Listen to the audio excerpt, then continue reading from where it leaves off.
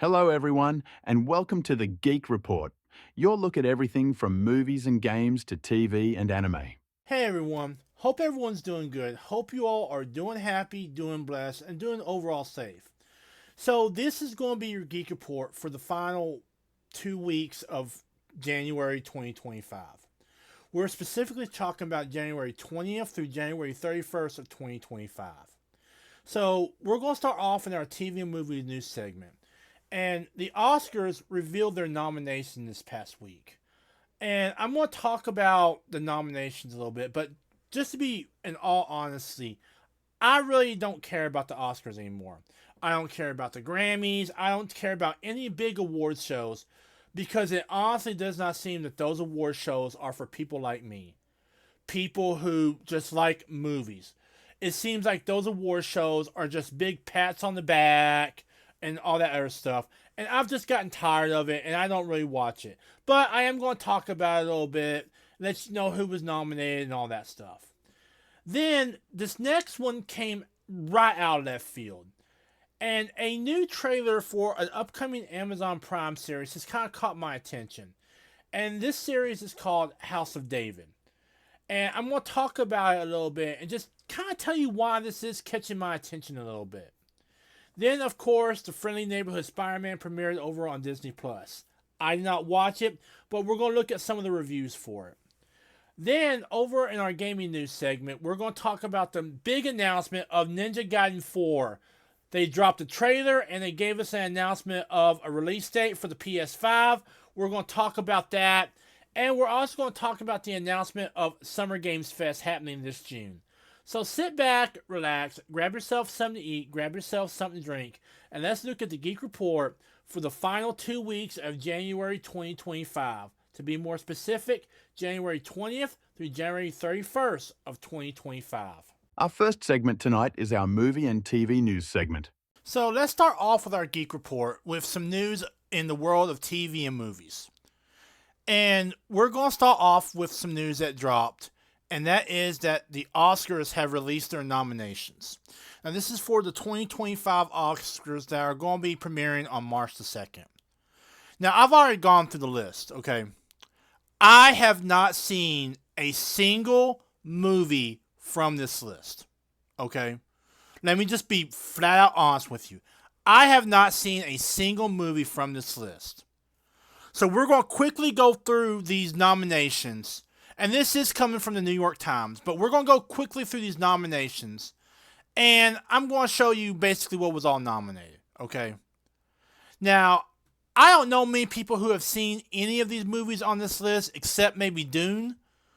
But we're going to check them out and all that. Okay? So going down here, we'll start with Best Picture. And we got Anora, The Brutalist, A Complete Unknown, Conclave, Dune Part 2, Emilia Perez, I'm Still Here, Nickel Boys, The Substance, and Wicked. Now, I might know a few people who saw Dune Part 2 and a few people who saw Wicked. The rest of these, this is literally the first I'm hearing of them. Okay.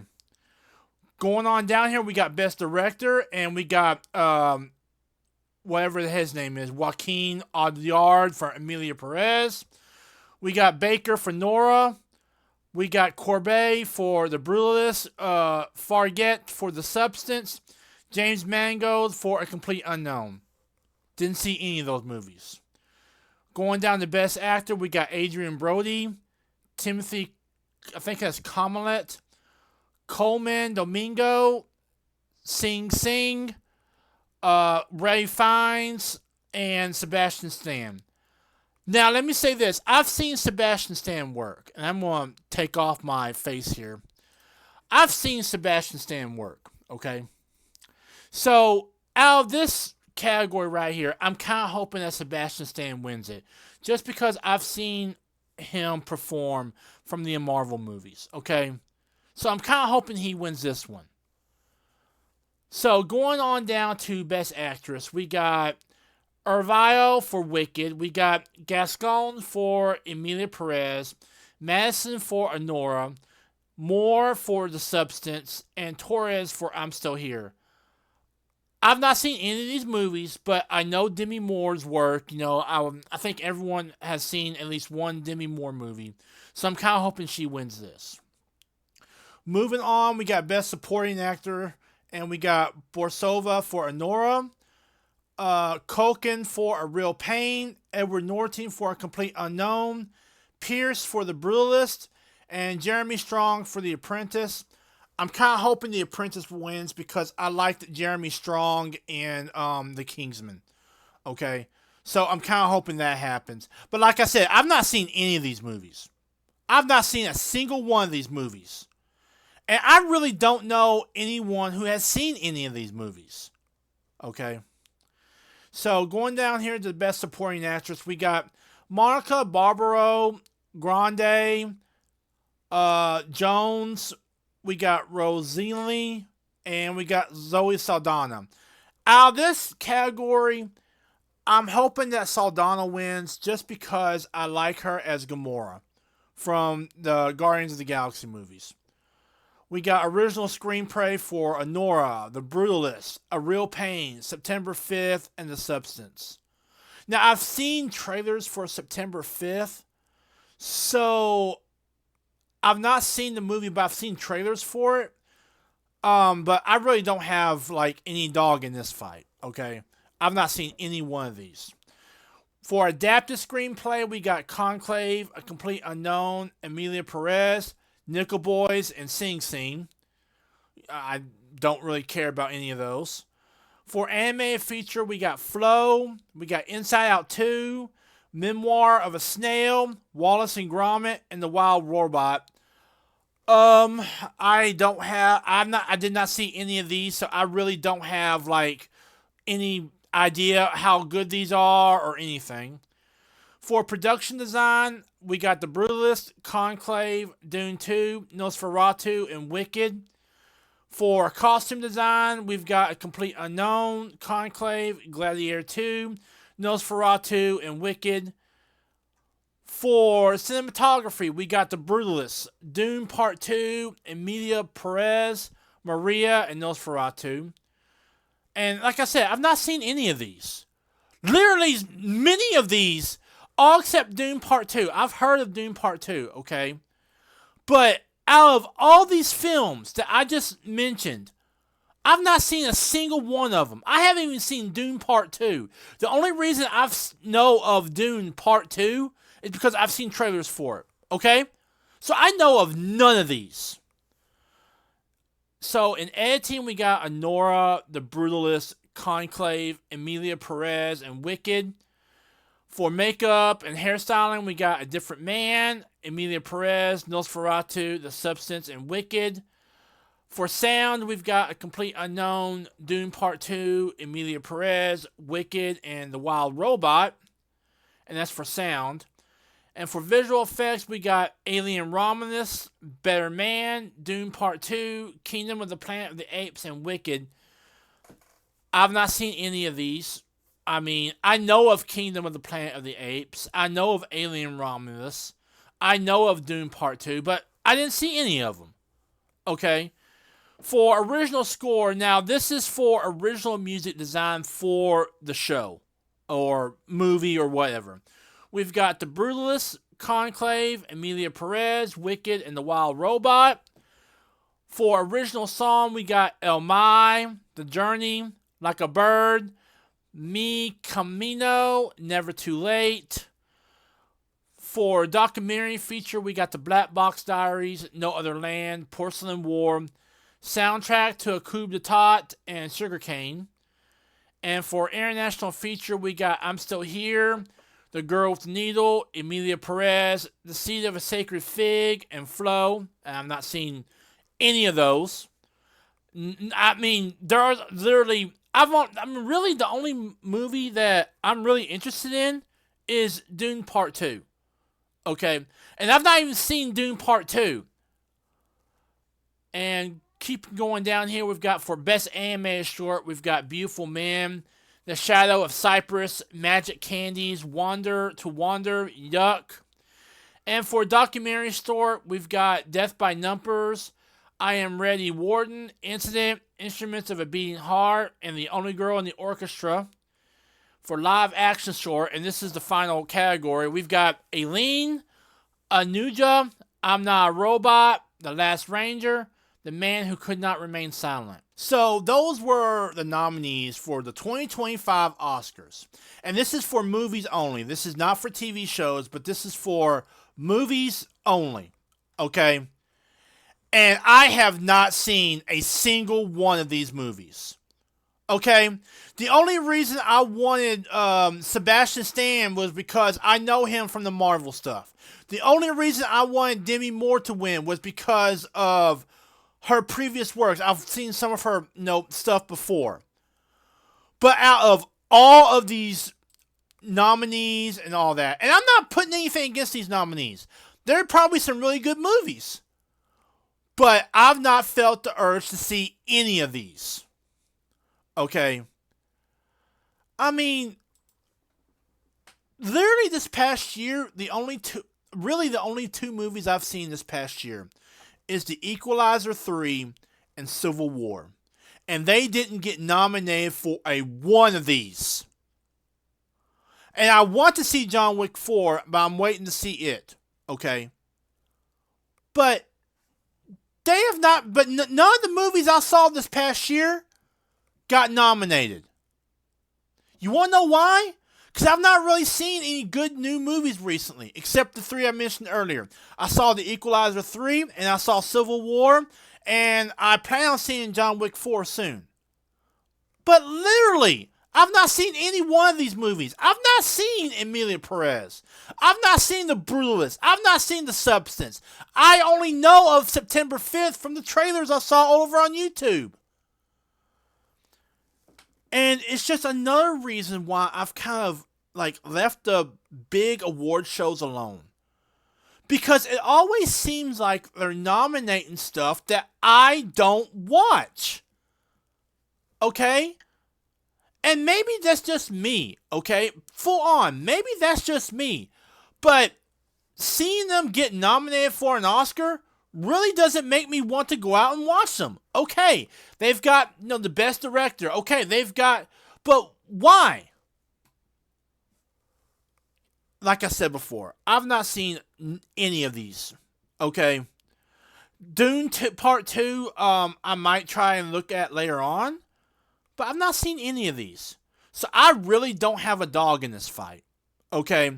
I wish whoever wins all the best they got, because they've probably earned it. But really, the big award shows like the Oscars and the Screen Actors Guild, really, they've really gone away from people like me.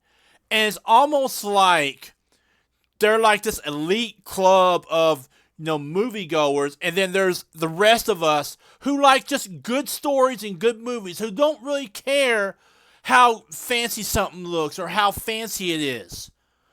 And so really, that's why I've that's really why I've gotten away from the award shows. I'll maybe watch the Screen Actors Guild if something I like is nominated. I will watch the Game Awards. I will watch stuff like that.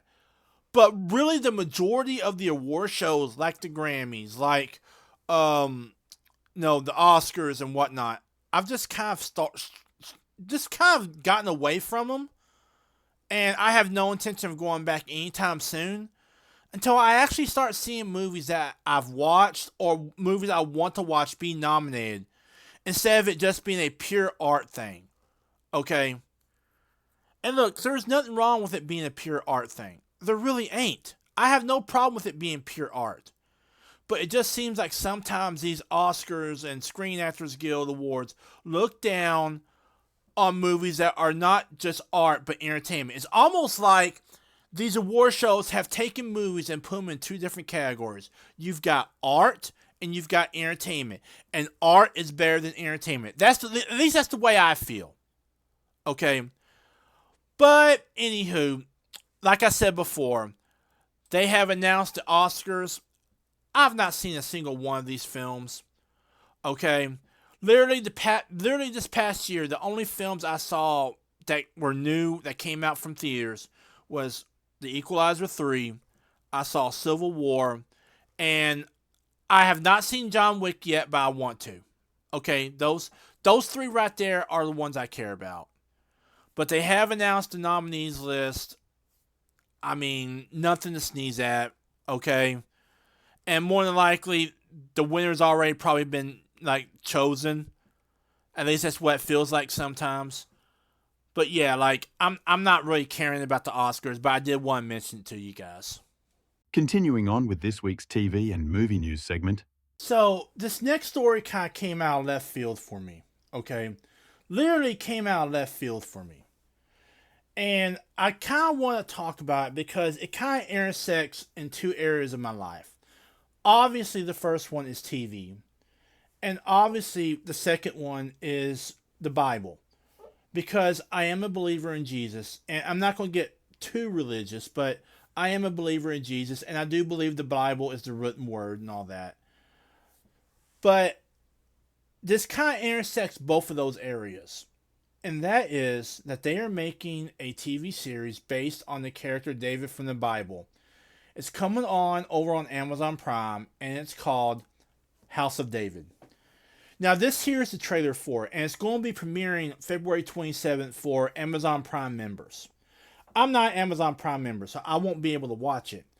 But I did want to talk about it and see it a little bit and just give you some of my thoughts on it. So this here is I guess you'd call it the first official trailer for the upcoming Amazon Prime TV series, House of David.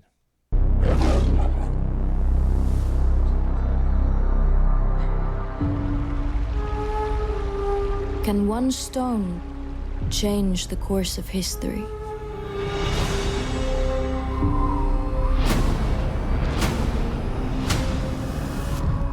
Cowards! Send me your champion! Alright. Already I'm liking what I'm seeing here because they're keeping Goliath like really tall. They're giving him like that muscular. They're showing how overpowered he would be against someone like David, okay? Goliath! Can one act of defiance create the legend? I will tell you the story of David, a simple shepherd boy. Why do my brothers get to fight? And I'm stuck here. David, you are not a man of blood. An outcast who became one of the most famous kings who ever lived. God does not see what man sees. Now, I think this is supposed to be Samuel, okay? Now, if you don't know much about the Bible, Samuel was the one who anointed David after Saul's fall from grace with God. And basically, he basically told David, you're going to be king one day. Okay? That your path is to be king. Okay? So, I think this is supposed to be Samuel right here. He sees into the heart. And you have the heart of a lion.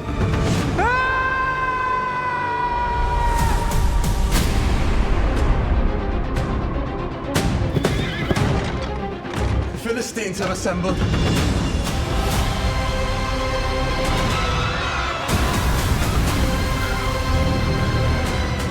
I saw the print of a hand, larger than a weaver's basket. They have a giant. What?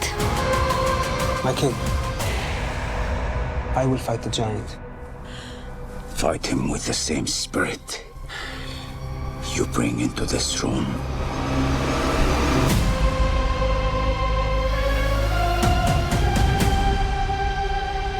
You play music for my father.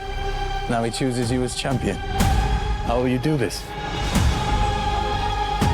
It's not about the greatness of the giant. It is about the greatness of God. Now that right there is really important. Because one of my big fears with this is I'm always worried that whenever they retell Bible stories, they're going to cut God completely out of the Bible story and basically change everything about it.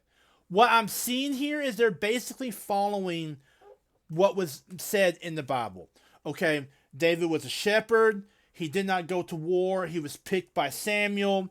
He was a player for Saul. Goliath comes along. David steps up and takes down Goliath. Okay?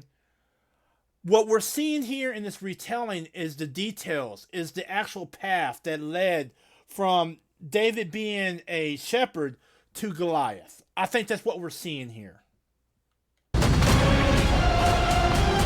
Are you afraid? Terrified. I believe in you. So, as the fate of a people hangs in the balance, again I ask this question.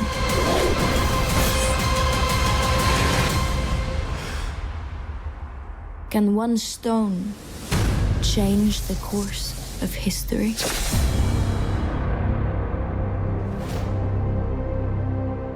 So I want to show you this scene right here. And the reason I want to show you this scene is because this scene is very important to David's rise to power.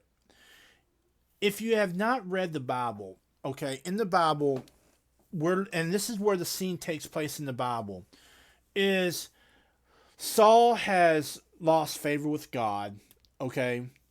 And so he commands Samuel, the man in gray, to go out and find a successor for Saul. And so he chooses the house of Jesse, and out of the 8 sons that Jesse has, he chooses the youngest one, David. And that's the scene we're seeing here. This scene gives me extreme hope for this series because it does reinforce the fact that they are following through on the Bible. Okay? That they're not just going to go off on some tangent and they're not trying to change what the Bible was saying. Okay? Now, could I be wrong on that point? Absolutely. But this does kind of give me hope that they are sticking to what is known from the Bible and from the Talmud about David's journey from being a simple shepherd boy to perhaps the conflict with Goliath, and even further down the road, his rise to power in Israel. Okay? So, yeah, I think that's what we're seeing here is the beginning of David's journey towards Goliath. So, focusing on this scene right here, I have to wonder, and I have no evidence to confirm this, but I have to wonder by the way they're using, red and the lighting and everything, because this just kind of screams at me that this is Bathsheba.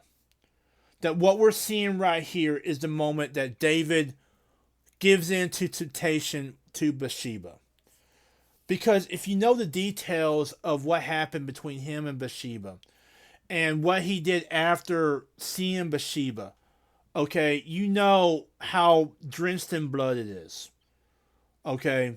So I'm having to wonder if at this point right here in the story, if this ain't David calling Bathsheba to his chambers. Okay? Just because of the way they've got the coloring and the way they're doing the red dress and everything, it just kind of screams at me. And I just kind of wanted to point that out. This looks to be a good series. It looks to be following the Bible as of this trailer, okay?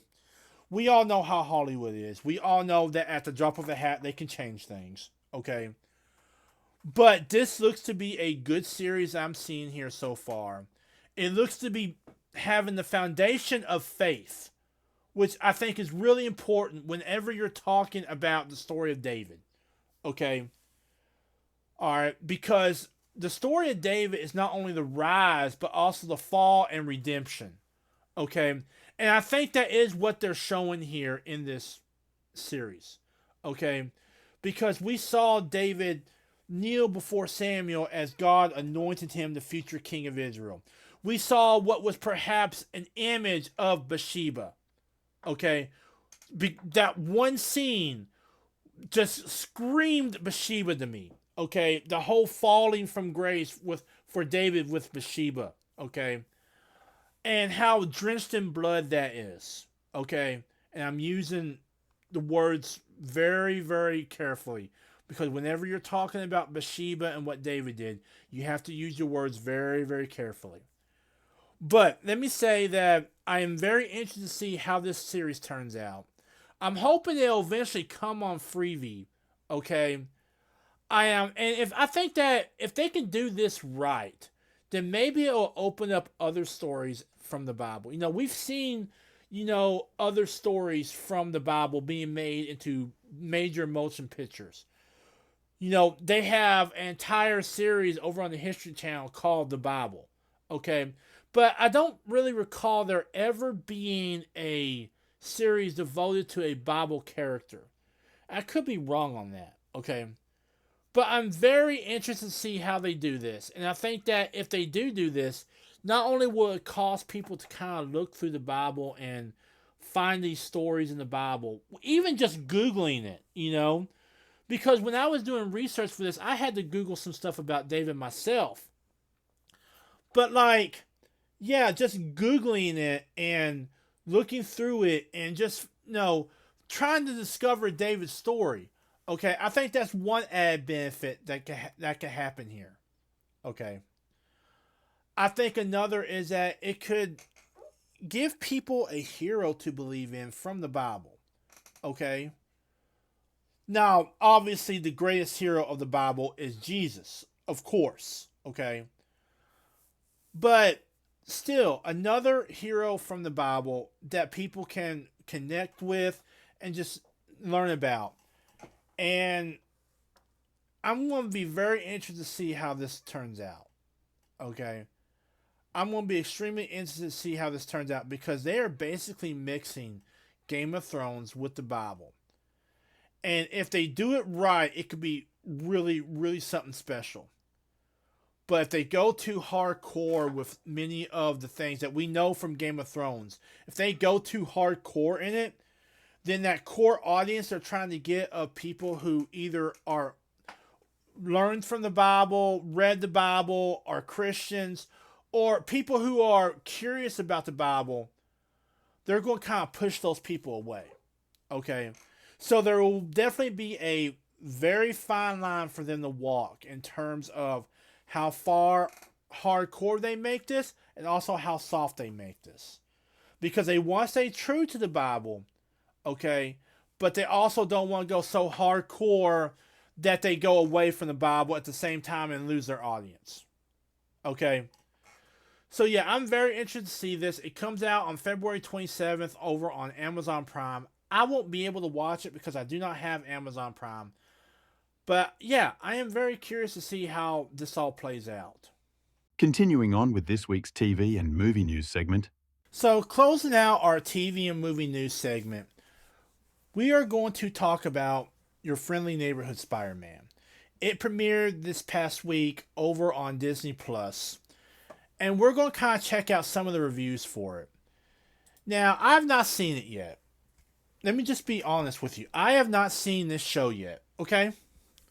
But I did kind of want to check out some of the scores going for it. So this is over on RottenTomatoes.com, and I'm going to remove my logo here. And we're going to go over to the audience scores, because that's really who's watching this, the audience. Okay, and the first one we see is, I think it's a good show to watch. It's a new take on Spider-Man, mostly because it's another dimension Spidey. Even the Spider origins is different. This is not Prime Earth Peter Parker, and it's okay. So, this is not the Spider-Man you know from the MCU. It's not going to be voiced by the same guy. It's not going to sound like him. It's not going to act like him, okay? So, if you're going into this, keep that in mind, okay? Okay, we got a much-watched Spider-Man. Extremely excited for where the show goes. Show, can't wait for more. Love the stylization. I'm kind of digging it, too, because it does have that comic feel to it. So, I mean, when you look at the like, here's the logo again. You're looking at the logo, and it's kind of like a comic come to life type of logo. So I'm really digging that as well. That's something that's kind of drawing me in. It says here, can't wait. The show rocks. Don't see what all, so we got a 4 star, says don't see what all the fuss is about. Let's see, here's a half star. It says the animation lacks versatility and more motion, is too rigid and not of my liking. Unlike the animation of X-Men 97, which I thought was amazing and astonishing, the decisions made in the story are personally not of my liking, and by that I mean to mix in such a weird way the Tom Holland variant with the comics. I feel the show was made by out-of-sync grown-ups with bad jokes and intents of understanding today's society and teenagers. Personally, I think this show could have done better if it had used more of the original material from the comics and characters of such, like Liz, Flash, Gwen, MJ, and more characters that have a lot to add to Peter's development and are key members to his responsibility philosophy. Peter is supposed to be a bullied kid that takes the high road, yet you can only see his nerdy side, not his heroic. By that I mean a tragic incident that makes him understand what it means to have such a great power. After all, he is a kid with powers. Is he supposed to make mistakes at the beginning and act cocky? Yet we only have seen a cringe and nerdy side. I'm hoping to see if the new episodes have a better writing or development, but just as of right now, it's not worth the watch or the effort to even recognize it. Okay, so, and I think only 2 episodes have dropped as of the recording of this video. So, we've got Had High Hopes, 1 star, we got 5.5 stars, 5.5 stars. Such a fun series, amazing show, can't wait for more. The guy up here, okay, and I'm going to go all the way back. This guy right here, he gave you a good reason why to not like this show. And I've not really seen a reason why you should like this show. Now, I'm not telling you whether or not to watch it or not. I'm just saying that it dropped and maybe something for you to check out. Let's see here. February 1st. Why couldn't they make a faithful adaptations? Characters are not right as they have decided to do more swapping. Okay, swapping and bending. They couldn't even get the origin correct. They could have opted to bring back the Spider-Man anime series, much like the X-Men anime series. Garbage show that wasted my time. It's not half bad, so this one's not half bad. Absolute terrible. More swapping. Yeah, I've heard that they have swapped one of the characters in this show. But look, it did drop this past week. Do I really feel an urge to go and watch this? No. And I have Disney Plus, okay? Just to be flat honest with you, I have Disney Plus. So I really don't feel an urge to go and watch this. Just because I've heard that they've done more swapping in terms of sex. They took the lizard character and they made him went from Kurt Connors to something else that's female. And that really does not bode well for this series, because if they can do that with the lizard, are they going to do that with Dr. Octopus? Are they going to do that with several other characters? How far are they going to go? And sitting here and saying that this show is not, the one we know, but of another universe, doesn't really give me all that satisfaction, because of the fact that it kind of opens them to the fact that they can make so many changes. Okay? I honestly felt that they should have done just like the 97 X-Men 97 series. They should have done that for Spider-Man. Gone back to the Spider-Man anime series that was happening during 97. Okay? I felt that they should have done that. Okay? Instead of this right here. And I really don't feel an urge to watch this. Just don't. Okay? Maybe it's because I'm not a hardcore Spider-Man. Maybe it's because I'm tired of all the swapping and bending they're doing. But look, I wish them well with this series. And I'm hoping that maybe it'll get better over time, But the fact that they've put it in another alternate dimension, alternate universe, And the fact that they are already swapping characters for changing the race and sex of certain characters doesn't really give me much hope for this series. Now, moving on from the world of TV and movies, let's look at what happened this week in the world of video games. So, starting off with our gaming news segment, we're going to talk about an upcoming game, part of a popular IP. Now, recently I did some announcements for some Ninja Gaiden games. Among those was Ninja Gaiden Rageborn, which is coming out on PlayStation, as well as Ninja Gaiden 2 Black, which is coming out on Xbox. Well, now we've got an official trailer for a new Ninja Gaiden game that's coming out on Xbox and PlayStation 5 called Ninja Gaiden 4. So this here is the official trailer. It dropped about a week ago, but this here is the PlayStation version of that trailer. So let's check it out, and I'll give you some of my thoughts and opinions on it. But this here is the official trailer for Ninja Gaiden 4.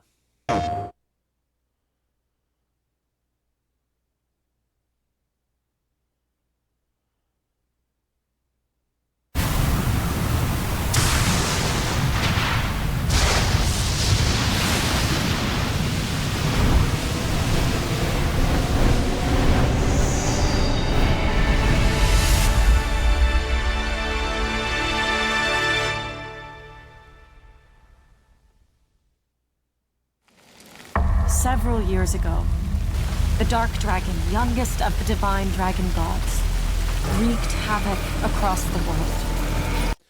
Now, already they're continuing the story of what happened in the previous Ninja Gaiden games. Now, these are the games that happened a while back. Okay, not all the way back in the NES way, but like what recently happened. You know, Ninja Gaiden Razor's Edge, Ninja Gaiden Sigma, those games, okay? The 3D Ninja Gaiden games, okay? So they're still continuing that story there. The plot was ultimately thwarted through the efforts of a sole ninja. However, the Dark Dragon's husk remained, and from this husk fell an endless downpour of cursed rain. The abandoned Tokyo continues its struggle against chaos to this day. So that last part right there where it says the abandoned Tokyo continues its struggle to this day, that tells me right there that Ryu Hayabusa has abandoned Tokyo. Okay, now at the end of Razor's Edge, I never completed Razor's Edge. I had to see the ending cutscene from YouTube. But according to the ending cutscene of Razor's Edge, he went back to his village because he still had to protect the Dark Dragon sword. So I think now they're focusing on a new character here. Infiltrated the facility. Commencing mission.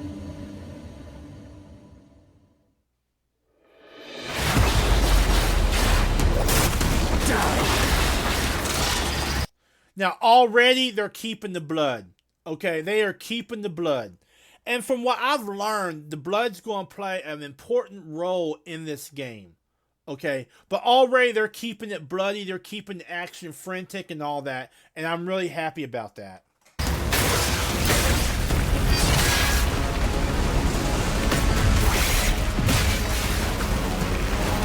No escape.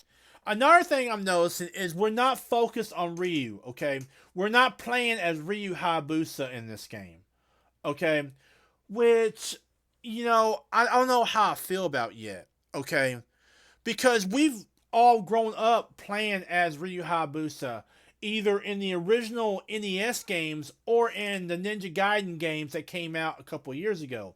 You know, Razor's Edge, Sigma, etc. So I really don't know how I feel about that.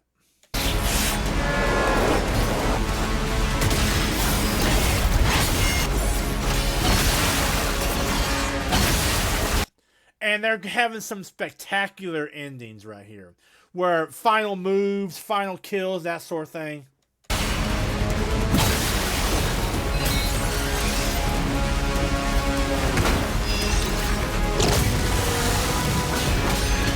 You're open.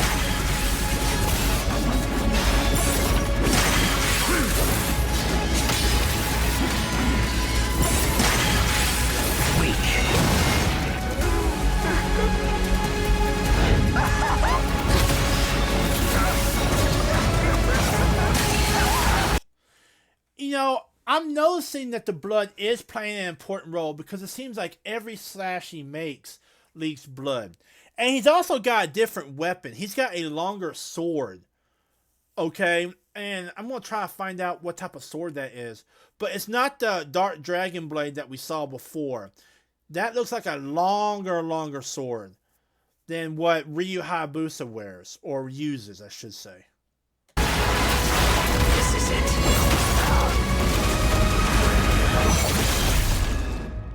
Ryu Hayabusa. Now that I do recognize, because that is definitely Ryu right there. Whatever your clan is plotting, it ends here.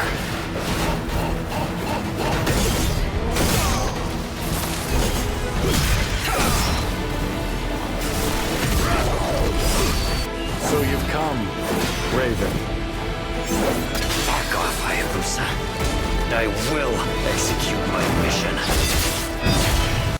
So that last part right there has got me wondering if perhaps this new character is not going to be an enemy of Ryu. If that throughout the game we're going to be fighting Ryu Hayabusa some way. What does his mission entail? Okay? I mean, I'm starting to wonder if perhaps in this game we're not playing not only as the good guy but the bad guy as well. Whereas Ryu is still playing the hero. You know, and whether we did something to kind of bring him back to Tokyo to fight us. So I'm kind of wondering about that. Or worse yet, what if something happened to Ryu and he became evil?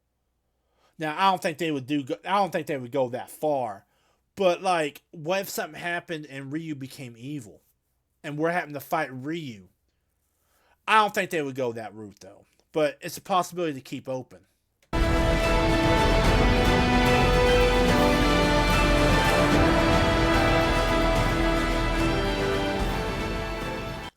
And it is coming out fall 2025. It is coming out on PlayStation 5 as well as Xbox. I shouldn't be surprised at this moment because I think a lot of games that are coming out this next year are going to be PlayStation 5 exclusives. Okay? I truly and honestly believe that 2025 will be the end of the PlayStation 4. Which is kind of sad because my PlayStation 4 has been a good console. Okay? The problem I have with the PlayStation 5 is that it's too expensive right now. It doesn't really look all that good. And I really don't like what they did with the Pro, making you happen to buy not only the extra hard drive for a Pro, but also a disc drive for it. Okay, I just don't like that. Okay. But yeah, I think they're slowly going to start drifting away to the PlayStation 4, and I would not be surprised if by the end of the year, they have at least announced that they are going in support of the PlayStation 4. But yeah, Ninja Gaiden 4 coming out fall 2025 for the PlayStation 5. It's also coming out on Xbox. I'm really interested to see this one. Hopefully, I'll have a PlayStation 5 by then, and I'll be able to play it and enjoy it. But it is coming out this year, fall 2025. So not only will we have Ninja Gaiden Black 2, the remake, not only will we have Ninja Gaiden Rageborn, which we'll be able to play on PlayStation 4, we're also getting Ninja Gaiden 4. Okay? So, call it what you will, but it seems like 2025 is becoming the year of the ninja. Let's continue on with our gaming news segment. So, to finally close out this Geek Report, we got one more item of gaming news that dropped just as I was about ready to start recording this.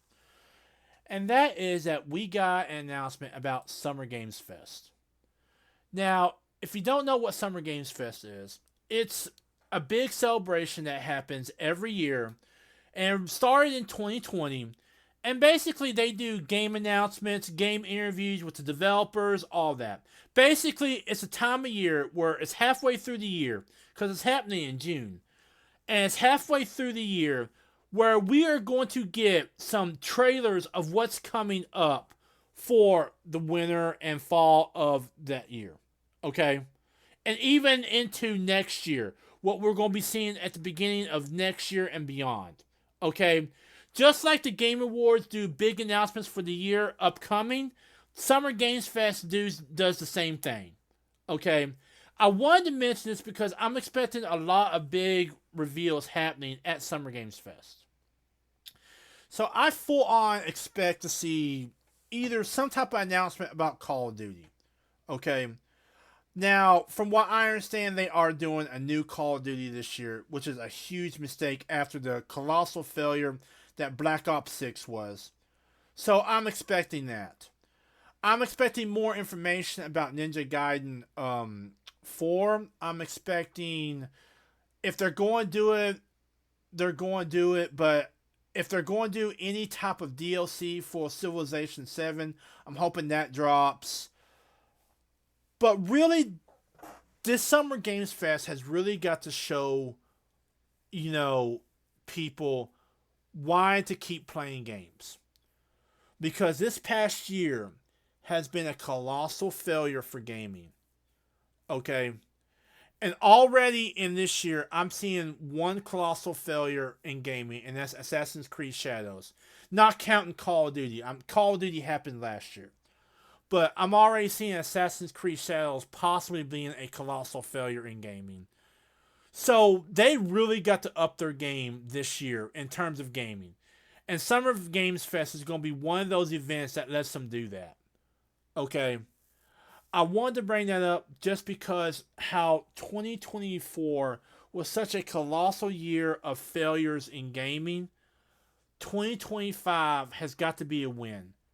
Okay? And even if that means making some hard decisions, okay, it has to be a win for gaming. Because if not, then people are seriously going to question why to continue gaming at all. Well, ladies and gentlemen, that's it. That is your Geek Report for the weeks of January 20th through January 31st of 2025.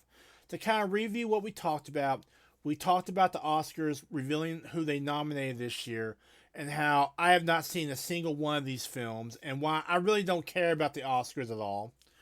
Then we talked about an upcoming TV series called House of David over on Amazon Prime. They dropped a trailer for it, and it's kind of piqued my interest, and I just kind of want to talk about why it has piqued my interest. Then The Friendly Neighborhood Spider-Man dropped over on Disney+, and we looked at some of the reviews for it. Then over in our gaming news segment, we talked about Ninja Gaiden 4 dropping their announcement trailer as well as a release date in 2025. And we talked about the Summer Games Fest that's happening this June. I hope you guys are doing good. I hope you guys are staying well, staying healthy, staying safe. Check out my video on my social media site at the end of this video. I will see you guys in the next video and in the next stream. Laters. Thank you for watching this week's Geek Report. I hope you enjoyed it. Please check out my other video sites as well as my social media. And if you can please, leave a like and a comment on this video. We will see you guys in the next video and the next stream. Laters.